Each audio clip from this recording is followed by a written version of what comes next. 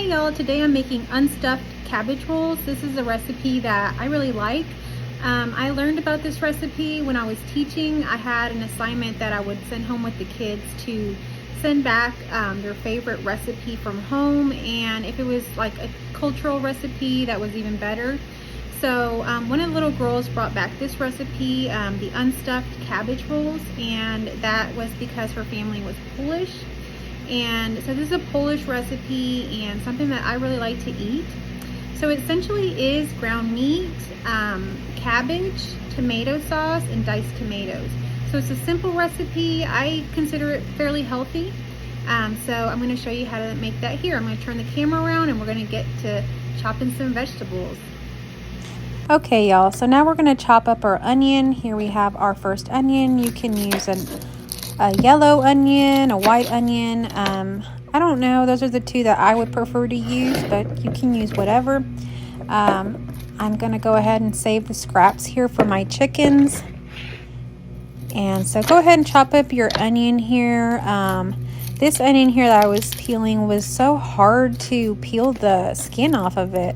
I really had such a hard time. I don't think I've ever had such a hard time with an onion before. The layers were so tight. It was really unusual. Sometimes that's how it is, right? Peeling the layers off of anything, or maybe our own lives, can be quite tight, or it could be a struggle. I don't know, but this onion sure was fighting with me. So here I am trying to really get that dry layer off so I can go ahead and start chopping my onion. And finally I got some traction and I'm getting it kind of cleaned up a little bit. But anyhow, we're going to cut up our vegetables first. We're going to do our onion, and you can cut up your onion however you like. If you like it finely chopped, go ahead and do that. For this recipe, the way I like it really chunky, just roughly chopped, I guess you could call it. That's kind of how I also chop the cabbage that I'm going to use. So I would just roughly chop it. But again, if you don't like big pieces of onion in your food, you know, either finely chop it or don't use it at all. But it does give this dish a very good flavor, and it really does go along with the cabbage rolls. It's one of the main ingredients. So go ahead and put that in there to cook in your pan like I did. I already had a pan that was heating up. So here's the cabbage. Go ahead and get your cabbage, get it ready. Here I'm getting mine out of my bag. And so you're gonna get yourself like a small to medium sized cabbage. I will link this recipe, well, not link it, I'll have all of the information, the recipe written out for you in my description, so go check that out for the exact recipe. But you will kind of, you know, roughly chop that up like I say, and just put that in there, put it into your pan, and just let it kind of simmer and cook in there while you're cutting up the rest of your cabbage.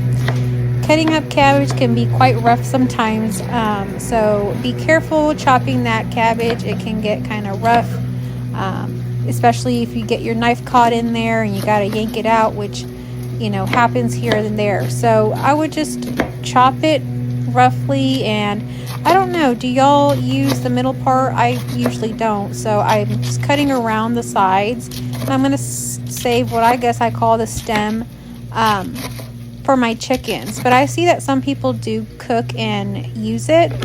Comment down below, do you use that part of the cabbage? All right, so gather up all your cabbage together because you're going to go ahead and put it into your pan. So here I am gathering everything up. There's all the cabbage. It looks like a lot of cabbage, but you're gonna see it's almost like a magic trick. It's gonna cook down quite a bit. So put everything into your pan. This is gonna be on medium to medium high heat. I usually have it kind of in between. And you already have your onions cooking in there. So now you're gonna have your cabbage cooking in there as well. Now you're going to get your ground meat. So it's ground beef that you're going to use. That's how this tastes the best. So I'm using again some clearance meat from Walmart. Don't be shy to use clearance meat. I saved a ton of money doing that, and there is nothing wrong with that meat. So go ahead and put your meat right into your pan. I like to cook my meat with the cabbage and the onions because the oils and the grease from the hamburger meat helps give it flavor and helps it to cook down better. So that's how I do that. Now you're going to also want to get some of this Knorr chicken bouillon, and I just put in a little bit for flavor. I would say I only probably put in maybe a teaspoon, and then the rest of it's just seasoning, you know, to your own taste with salt and pepper. We're going to also be using a can of the diced tomatoes. You do not have to drain them. You can use it with the juices, and that's what I would recommend. So just put it directly into your pan. There you can see those bright colorful tomatoes. Put it on medium heat for this. You don't want it too hot or it'll start splattering everywhere. So make sure you turn it down to medium. And just kind of mix it in, incorporate the tomatoes with your cabbage and your meat and your onions. Look how yummy that's starting to really look.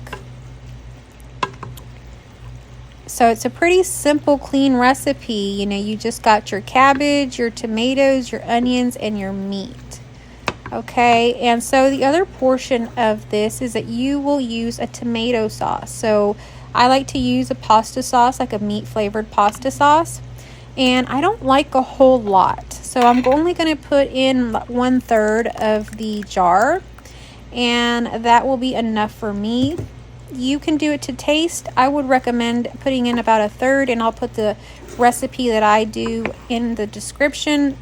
If you find that you like it a little bit more juicy or just to have more sauce, then go ahead and add more. There's been times I've added a whole jar, so that's up to you. But as you can see, it looks quite juicy, so it does have that, you know, juiciness to it. And here it is all done. You can let it simmer on the stove for a little bit while longer if you like, but essentially it is done and ready to eat. So there it is, unstuffed cabbage rolls. Yum. Thanks for watching, guys.